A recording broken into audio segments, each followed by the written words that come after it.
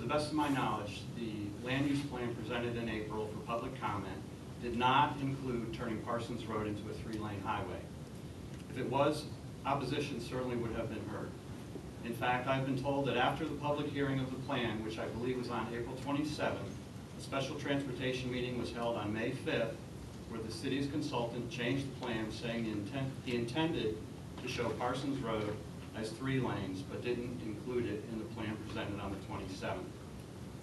I attended the public information on the meeting on the 27th, and I didn't see it. Second, the speed limit on Parsons Road was recently reduced to 35 miles per hour from 45 miles per hour for safety. I don't understand how we can go from a 35 mile per hour speed limit to a 3-lane highway. 3, if Johns Creek is truly about quality community objectives, turning Parsons Road into 3 lanes is contrary to quality community objective number 6, heritage preservation, where it says protecting other scenic or natural features that are important to defining the community's character. I invite you all to drive down Parsons Road, and I know you'll agree. And finally, I've lived here for 12 years, and I don't remember Parsons Road being on the board for a 3-lane road. However, 4 lanes for Abbott's Bridge has always been a possibility. In conclusion, short of making Abbott's Bridge 4 lanes, I would like to ask the Commission to consider changing the plan and looking at the possibility of reverse lanes on Abbott's Bridge Road before pursuing 3 lanes on both Abbott's and Parsons Road. Thank you. Thank you. I was on the Green Plan Subcommittee to help develop the document that was reviewed tonight, and I attended most of the public workshops.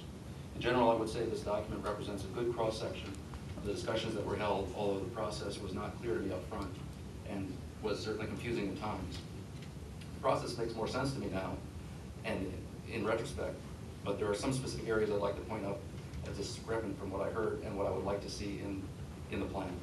Although 3 minutes is a little bit of a short time to say that all. First of all was the vision statement that stood out for me. While the predicate text on that is very reasonable, the statement itself leaves a lot to be desired. Where all citizens' voices are heard, it's not accurate, it's not actionable.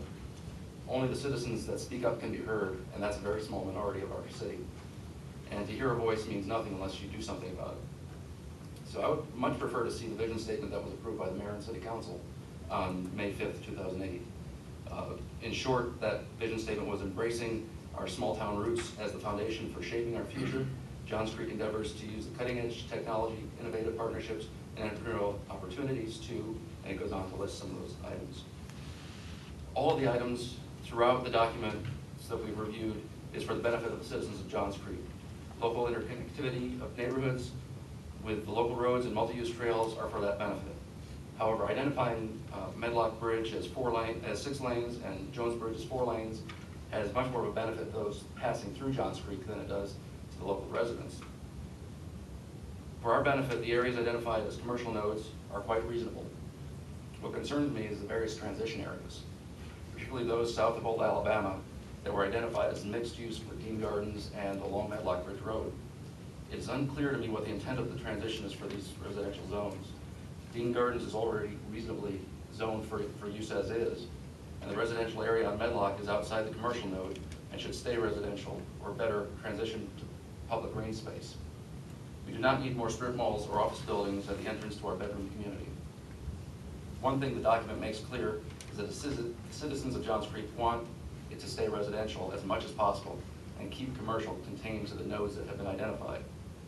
The nodes do that exactly, and a transition area is a dangerous precedent to go against these expressed desires. If anything, those transition areas outside the commercial nodes should be clearly identified as transition either to green space or to low-density residential and not to commercial. For the future of our citizens must stay involved in this process as they were through this entire process now. I would like to see a solid recommendation of continuing citizen committees for both subcommittees. This is touched on somewhat on the document. However, the committee for land trust acquisition would be good, also another for transportation priorities, which seem to be an actual outgrowth of this committee. Thank you. Thank you, Mr.